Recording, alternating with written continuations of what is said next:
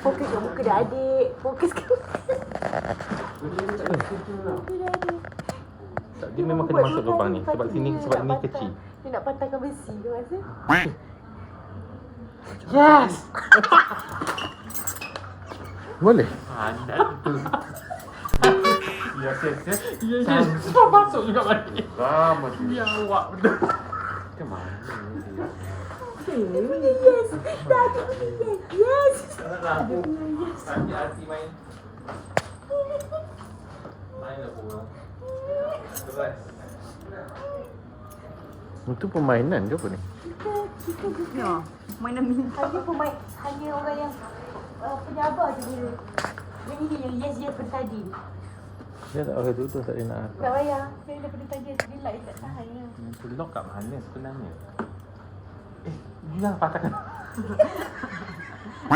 Tak tengok. Ini sini lah, dik. Sini. Ha ni. Tu. Tak boleh. Dari sini dengan sini. Tak. Dia dua. Sini. Tak boleh lepas. Sekejap. Kalau I boleh buat bagi lepas. Kita try to kepak kan.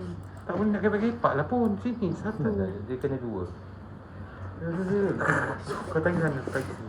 Ini adalah aktiviti menguji kesabaran ya dekat artis I ya.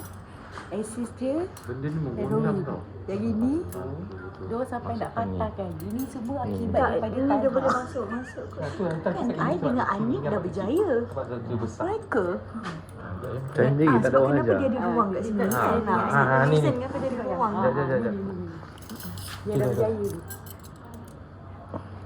Itu kau patah ke kenapa? Kau dah kenapa?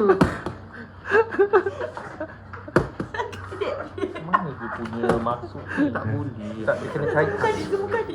Masuklah ni yang tengah-tengah. Bukan. Hancur juga. Ni patah juga benda ni kan aku kerjakan.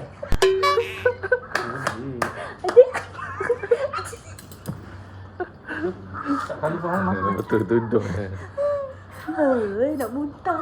Aku nak muntah bodoh pada tadi. Macam mana? Tak baca bismillah kot. Jap. Kau baca bismillah. Dua kat dalam ni. Ni satu dulu. Ha. Berjaya?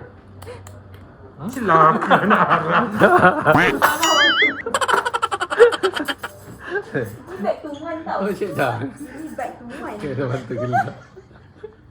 Ya. Secret antara kita dua je, jom.